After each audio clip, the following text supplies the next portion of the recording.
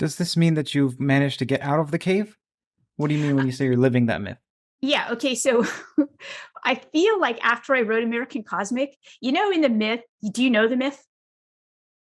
So my understanding of the cave myth, allegory, whatever one wants to call it, is that there are a set of people and they're tied up and they're looking at the wall, and on the wall are images which are adumbrations because they're shadows from something else. Well, we don't know that. They don't know that. They mistaken the wall, the cave wall, for quote unquote reality until one gets loose and then sees that these are mere projections of something else, and this outside world is the true quote unquote reality.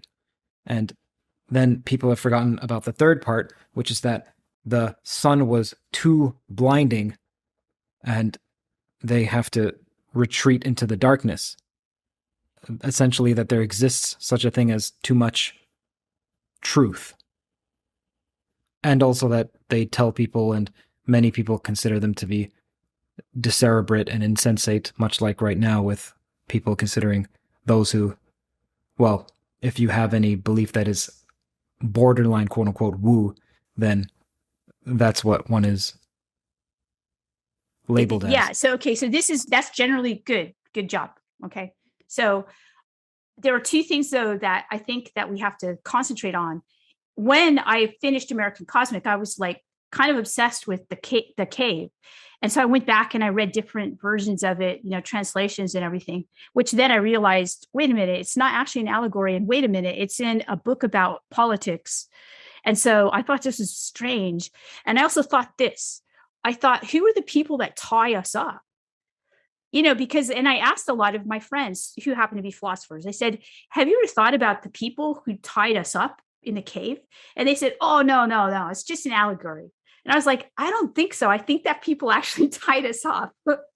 And in fact, because of my experience with American Cosmic, I believe that people tied us up.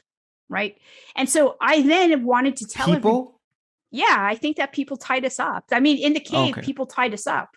I know what I'm saying is you believe now that people tied us up, or Yeah. or you're Yeah. indicating that the extraterrestrials or whatever it No, maybe no, means. no. I think Okay, that okay. we're doing it to each other.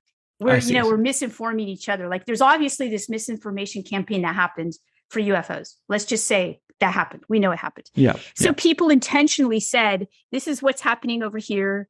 What you see is real. But all of a sudden we're like, whoa, what I saw wasn't real.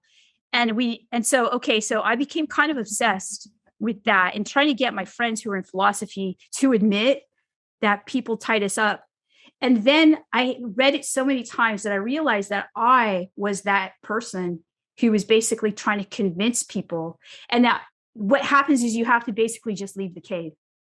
But there's something at the end of the cave allegory. I'm just going to call it an allegory since people have called it that, but it's not.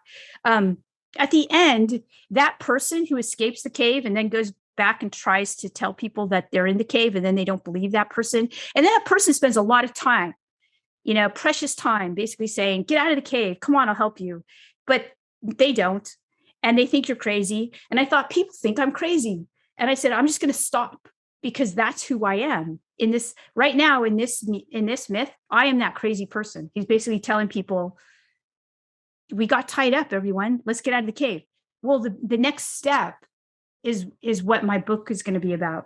The next step is the step of where that person leaves the cave and then what they do, because they don't just leave the cave, Kurt. They actually engage in something. And Plato calls it a craft, or Socrates does. Plato's the one who's writing it. But Socrates calls it a craft, not a flying saucer craft, a craft, right? Like Yeah. a way of being that you engage in with another. And I think that's the heart of it. And that's what we forgot. Like we've been kind of hypnotized by the we are in a cave thing. And we forgot really what he was trying to tell us. And so I'm going to go back and kind of do a reading of that. Let me recount it once more. So they see the shadows, guy or girl comes out, notices quote unquote reality, comes back, tries to tell people, and they don't believe him or her. Then this person leaves to do a craft. Mm-hmm. What is meant by that? in the book. I mean, sorry, not in Yeah. your book necessarily, if you don't want to give it away, but in the allegory, quote Yeah. unquote allegory. Yeah. So that's the question. What is meant by that? So that's, I think, the thing we need to ask. So what happens is that they go out of the cave, and then he's talking to, I think it's his brother, right? Or his brother-in-law or something. So in the, when Plato recounts it, Socrates is talking to somebody, and he basically says, and wouldn't it be the case that we engage in this dialogue or dialectic, and that this is a craft, and that this is what we need to do? It's almost like if you want to know the answer for how to stay out of the cave, or the answer to help you, to deal with the reality that we live in, is to engage in this craft. And that's what he's trying to tell us. And this happens to be in a book about political philosophy. And I think that's really important. And I think that Iris Murdoch's book called, I think it's called The Good. It's something to do with the good. I just read it. But it's an excellent take on this. I think she gets it right. And the take is that the good is to be political? No, the good is to engage in this type of craft that Plato discusses. And it's an answer to the political. Because, in this talk, you and I have been talking about religion, democracy, secularism. We've been talking about these different forms of government and stuff. And Plato's basically showing us something. And then Heidegger, believe it or not, goes back and he tries to recreate that through writing this philosophy where he questions everything. And so he's basically doing exactly the craft. Although I don't think he actually gets it as much as Iris Murdoch does. So that's what's happening. And that's what our culture right now, we're stuck in the cave, and we just don't know how to get out. And I think that's it. Because it took me a while to figure it out myself. Like, what is he saying? And then I had to read it. You know how you can read something so many times, and then finally you're like, oh, that's what he's saying, right? Sometimes it takes a while because we've been so programmed to read it a certain way. But actually, I don't think that's the way it's meant to be read at all, the way that we've been reading it. I was watching a talk of John Vervaeke's on Heidegger, and John was saying in his language, so I'm going to use, and this is a bit esoteric, but he was saying that Heidegger was stating that the whole process of metaphysics for the past 2,000 years is one of distancing. We distance ourselves as a subject from the object, and this is perhaps a misframing, and that we shouldn't be seeking propositional answers, but instead participatory answers. So that is that it's a difficult, I don't know how to, okay, let me think. So a dance is participatory. So there's a form of knowledge associated with dancing that's not propositional. It's not writing, and then it's not logical per se. 100%. Well, that's procedural as well. So there's another form of.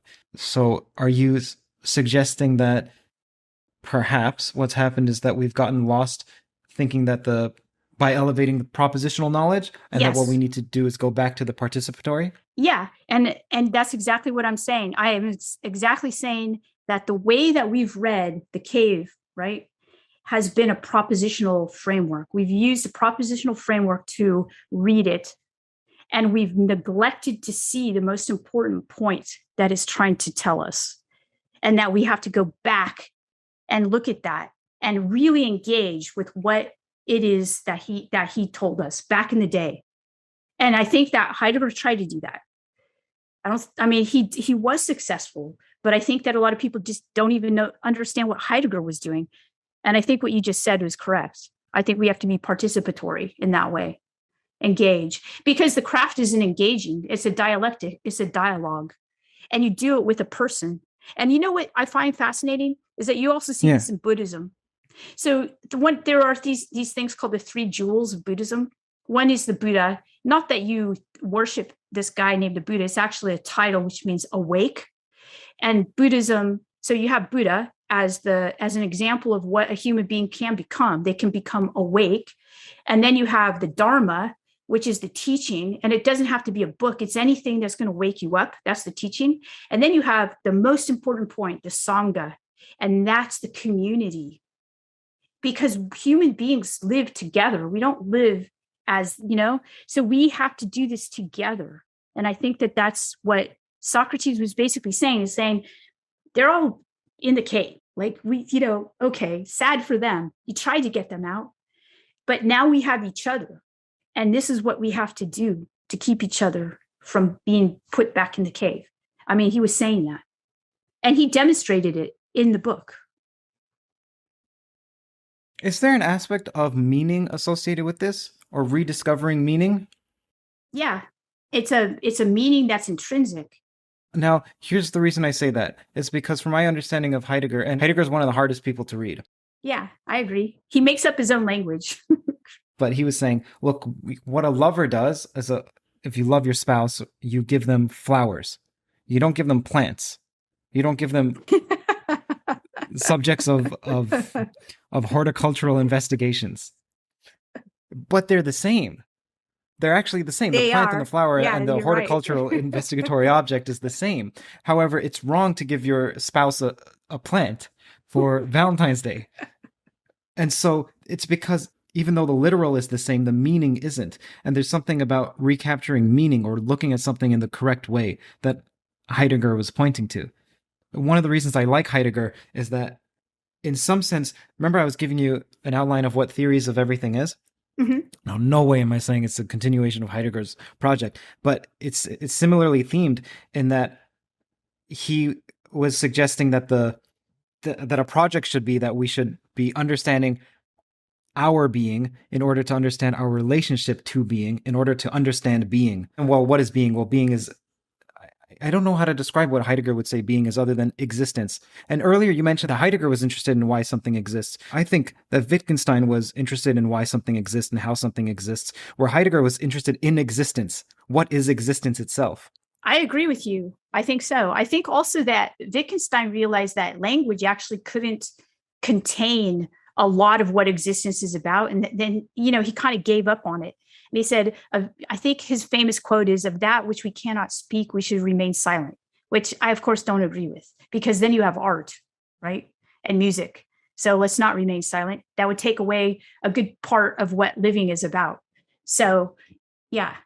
Well, he also was an artist. I don't know if he meant language per se, rather than art. Mm-hmm. Maybe art was all right as a mode of expressing oneself, to understand the world.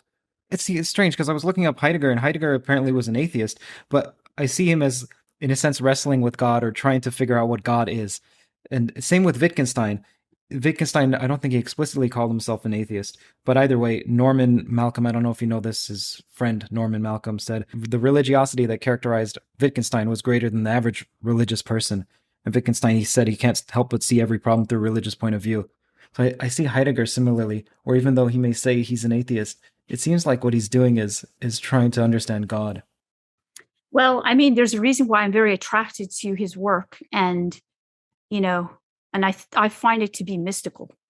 I think that his later work was he had a mystical experience, and they tried to express that understanding through his. And I think that's why he went pre-Socratic. He went back to this, Socrates and pre-Socratics in order to express what he thought we had lost as a culture. Have you heard from many of the people who are on the more Buddhist / Eastern end that would say that you cannot discover God or reality or whatever synonym one wants to give it that has some dramatic flair to it? You cannot discover it via an analytical approach, that you must experience. It has to be something that is beyond language. Firstly, have you heard that? And then secondly, if you have, do you believe that to be the case? Yes. So I would say that beyond Heidegger's writing and Hannah Arendt's writing, I was very influenced by the writings of the people involved in what's called the Kyoto School. So the Kyoto School was a Japanese school of Zen Buddhism philosophers. They didn't call themselves religious. Religion wasn't even a term for them, but they were using Zen in order to explicate like philosophy. And that's how Heidegger kind of got involved with them.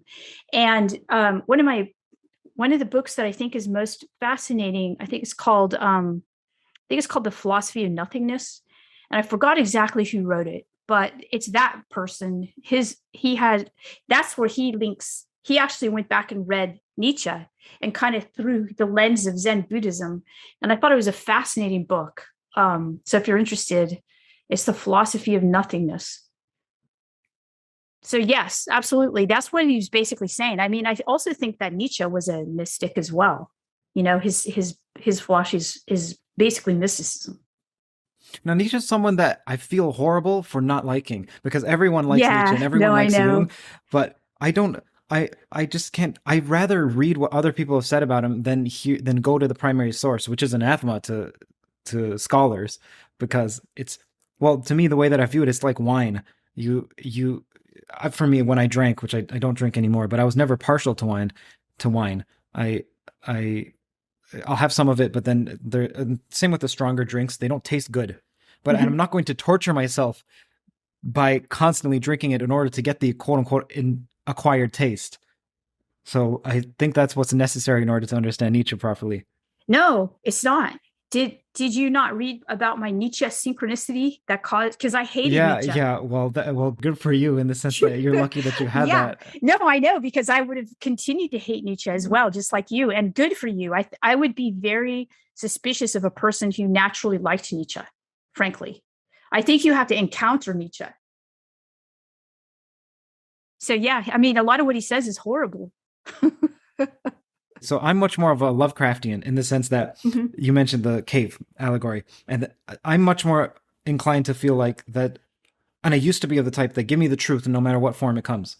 But I've had some experiences where I feel like sometimes the truth is far too much for you to handle, and you can damage yourself drastically from an encounter with the truth. And Lovecraft had this quote, which to me I interpret as the case for ignorance, and it's something like, the greatest mercy in the world is the inability for the human mind to correlate its contents, and that one day we'll see that this unfettered scientific investigation may bring about such a terrifying vista of reality that we'll see our fragile place in it and be so frightened that we'll either go mad from the revelation or flee from the light into the peace and security of the dark ages.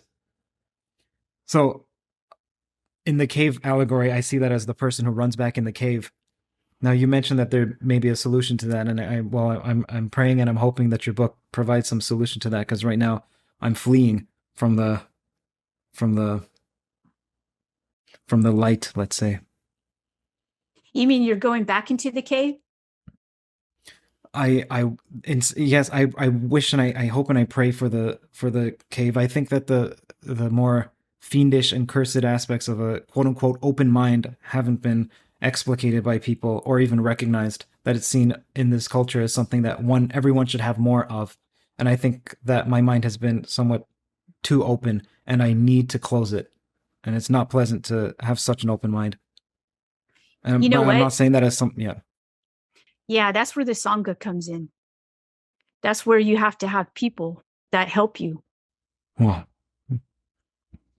because it's not easy to have an open mind, especially when everyone around us is, like they are. And that's why that's why it's necessary. It's not just something helpful. It's necessary.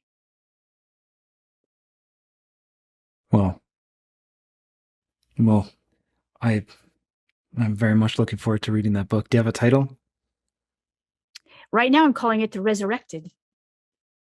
It's good. Because it's people that have gone through death in a sense and are now alive again. And so I thought they're resurrected. If you enjoyed that clip, then the full podcast is out right now. You can click around here. Enjoy.